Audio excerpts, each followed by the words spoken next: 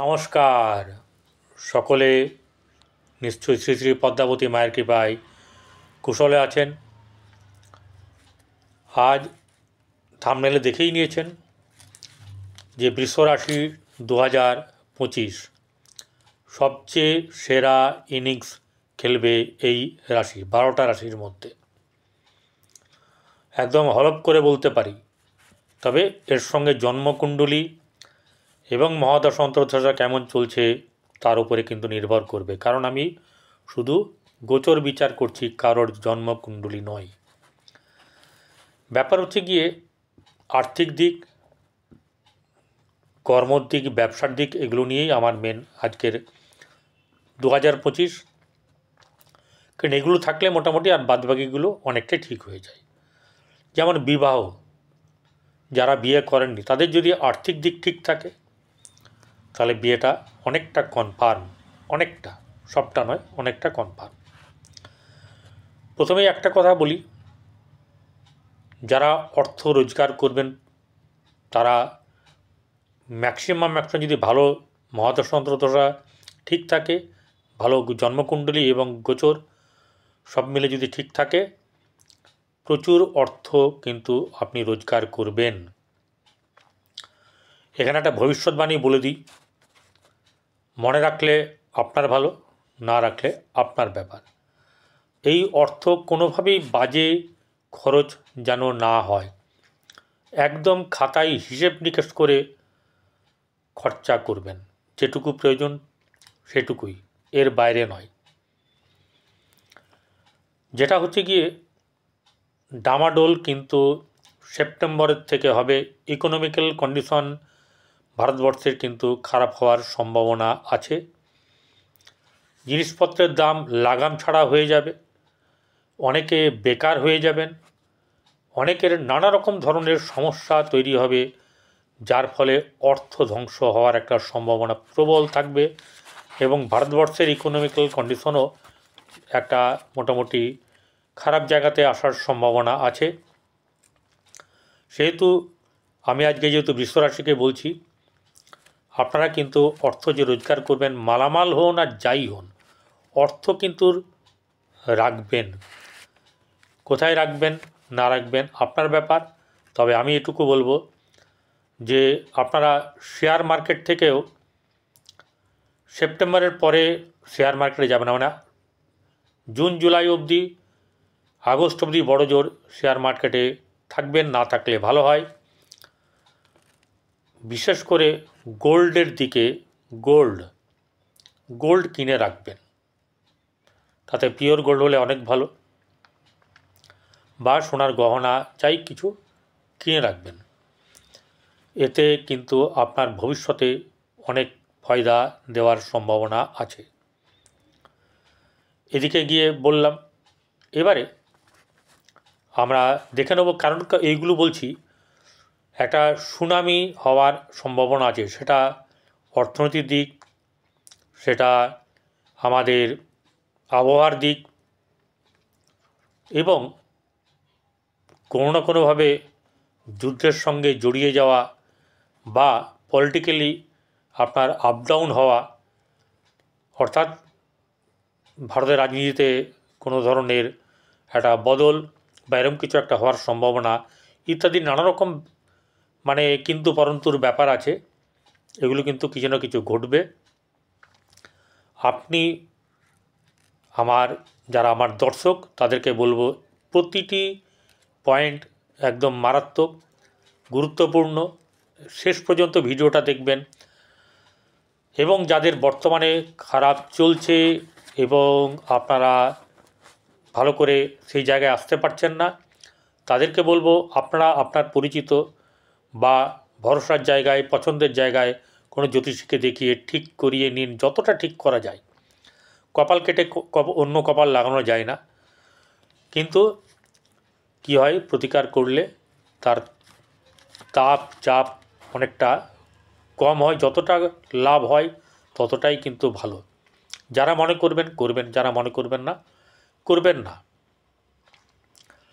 এবারে ব্যাপার হচ্ছে গিয়ে অর্থনৈতিক ব্যাপার। অর্থ কিন্তু আপনার রোজগার ভালো মতন হবে, সেটা বলেই দিচ্ছি আমি। কর্মের দিক থেকে আর্থিক দিক বেশ আপনার পজিটিভ জায়গা আছে।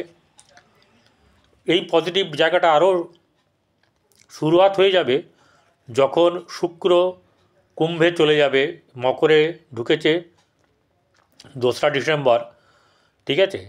যখন সামনে মাসে বা মাসের শেষের দিকে শুক্র চলে যাবে হচ্ছে শনির ঘরে কুম্ভ রাশিতে, এখনও শনির ঘরে আছে, কুম্ভ রাশিতে যখন যাবে তখন ষষ্ঠপতি দশমভাবে থাকবে, কর্মের জায়গা প্রচুর ভালো সৃষ্টি হবে, প্রচুর প্রচুর কর্মের যোগ আসবে সেই সময় যারা পাবেন তারা। এবং যখন মিনেও যাবে শুক্র তখনও কিন্তু এই যোগ থাকবে, খুব ভালো যোগ, খুব ভালো সময়, এটা কিন্তু খুব ভালোভাবে আপনারা এনজয় করতে পারবেন। সেই দিকে আপনারা কিন্তু এগিয়ে চলুন। ব্যবসা, তাহলে আর্থিক দিক আমি কর্মের দিক থেকে বললাম একটা পোক্ত ব্যাপার। ব্যবসার জায়গা হচ্ছে গিয়ে সপ্তম, সেটা হচ্ছে বৃশ্চিক, সেখানে বর্তমানে রবি বসে আছে, রবি তো 15 তারিখে চলে যাবে। বুধ বক্রি আছে, সেটা ডাইরেক্ট আছে, সেটা পরে চলে যাবে। তো 2025-এ রবি বুধের থেকেও 4টি গ্রহর ওপরে সবচেয়ে বেশি দৃষ্টিপাত দেওয়া হয়েছে, সেটা হচ্ছে বৃহস্পতি, শনি, রাহু, কেতু। তো বৃহস্পতি মার্গী হবে 4 ফেব্রুয়ারি এবং 14 মে বৃষ রাশি থেকে মিথুন রাশিতে যাবে। এই মিথুন রাশিতে বৃহস্পতি কিন্তু শুভ নয়, কিন্তু দ্বিতীয় থাকার কারণের জন্য বৃষ রাশির পক্ষে বৃহস্পতি শুভ গ্রহ নয়, কিন্তু দ্বিতীয় যাবে সেহেতু কিছু না কিছু শুভ ফল পাবে। কিন্তু ডিপেন্ড করবে বুধ কোথায় কোথায় আছে তার উপরেও, মহাদশা অন্তর্দশা কী চলছে তার উপরেও।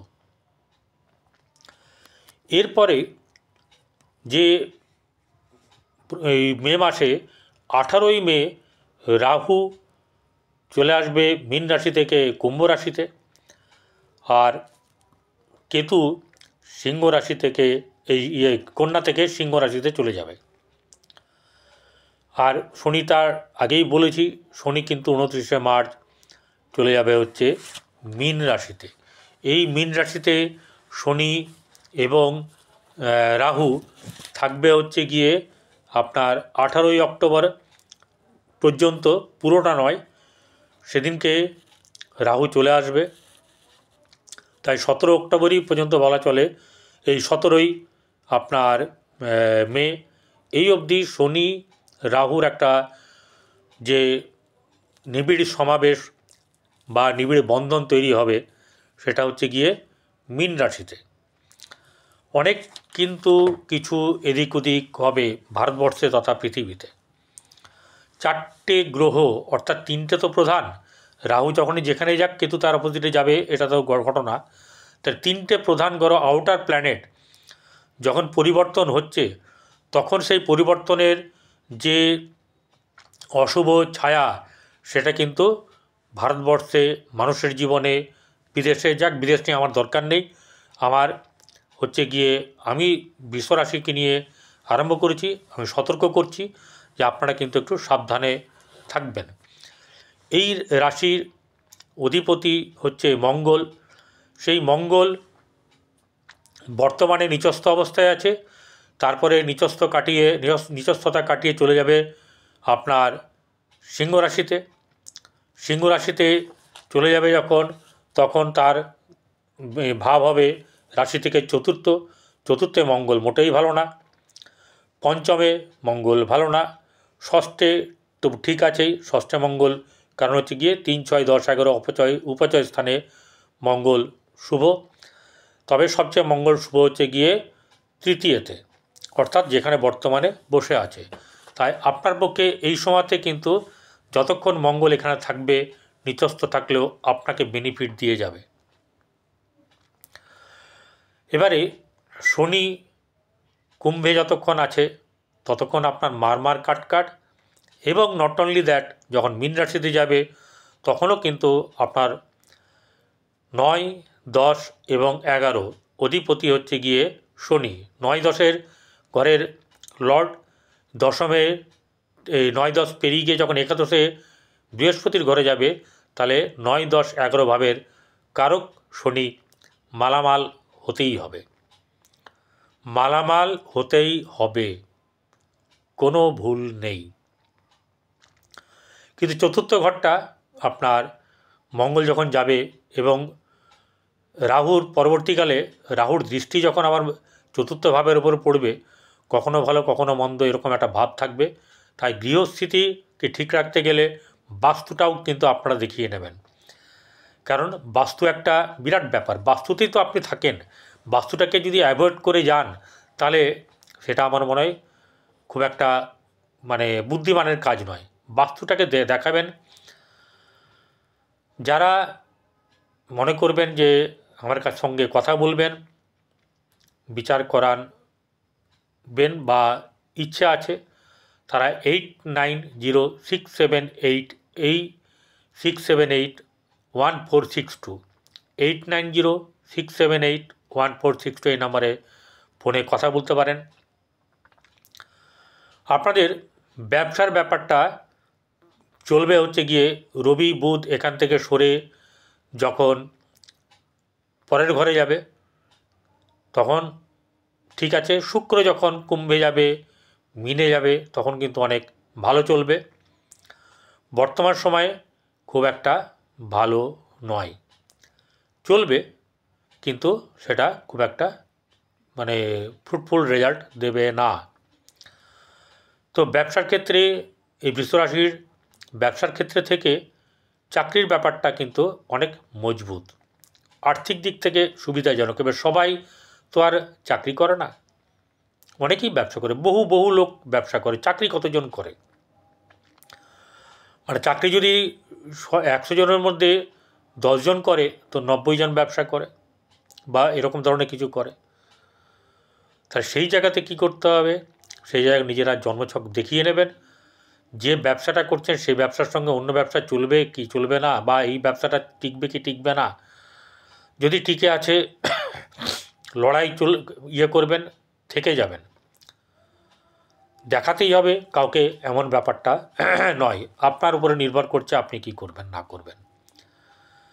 এবার রাহু যখন ট্রানজিট করবে কুম্ভ রাশিতে, তখন আপনার সেটা হবে দশম ঘর। তো দশম ঘরে রাহু যখনই আসবে একটু স্থিতিটা পাল্টে দেবে, অর্থাৎ পরিবর্তন। যাদের অনেকের ক্ষেত্রে জব পরিবর্তন হতে পারে, অনেকের ক্ষেত্রে জায়গার পরিবর্তন হতে পারে, আর কোম্পানি বা সংস্থা একই থাকতে পারে, এরকম একটা ব্যাপার কিন্তু ঘটবে। আর একটা ব্যাপার হচ্ছে গিয়ে এই ব্যবসার জায়গায় আপনাদেরকে কিন্তু, যারা ব্যবসা করছেন তাদেরকে কিন্তু অনেকটা সতর্কতা অবলম্বন করে চলতে হবে। বিশেষ করে আপনার এই সেপ্টেম্বর থেকে, আগস্টের পর বা আগস্টের শেষ দিক, সেপ্টেম্বর থেকে আপনাদেরকে কিন্তু অনেক লড়াই জুঝতে হবে। আর কারোর বাম্পার বাজার যাবে, কারোর খুব বাম্পার বাজার যাবে, কিন্তু কেউ তার ব্যবসা বন্ধ হতে পারে বা নাও চলতে পারে বা কম লাভ হতে পারে। এবারে সব কিছু যদি ঠিক থাকে, যাদের বিয়ে হয়নি তাদের বিয়েটা কিন্তু আমার মনে হয় এপ্রিল মে বা এপ্রিলের মধ্যে বিয়েটা করে নিলে সবচেয়ে ভালো। তবে জন্মকুণ্ডলী দেখিয়ে নেবেন যারা বিয়ে করতে চাইছেন, বা বিয়ের যোগ আছে কি না আছে, কি করা যাবে সেটা জ্যোতিষীকে দেখিয়ে নেবেন। আর যারা নিজেরা মনে করবেন দেখাশোনা নিজেরা করব, তারা তাদের মতন করে চলবেন, সেখানে আমার কোনো ব্যাপার নেই। আমার কোনো জোর জবরদস্তি নেই যে এটা করতে হবে ওটা করতে হবে। আপনার যেটা পছন্দ আপনি সেটা করবেন। তাহলে বৃষরাশিতে আপনাকে কি করতে হবে, সাবধানতা অবলম্বন করতে হবে। এবং সবচেয়ে বড় কথা হচ্ছে যে অর্থ অপচয় করা চলবে না, একদমই না। ভালো থাকবেন, নমস্কার। ভিডিওটি ভালো লাগলে শেয়ার করবেন, পাশে থাকা বেল আইকনে ক্লিক করে কী করবেন, অল বটমে প্রেস করবেন, লাইক করবেন। নমস্কার।